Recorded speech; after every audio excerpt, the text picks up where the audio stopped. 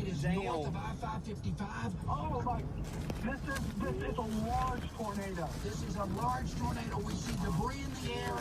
I can't tell exactly where it is. He's going to continue to point this out. Just right now, he's picking up debris. That is what you see in the foreground. Large amount of debris. Building up a leaf. Let's continue, guys. This is a very life-threatening situation right now.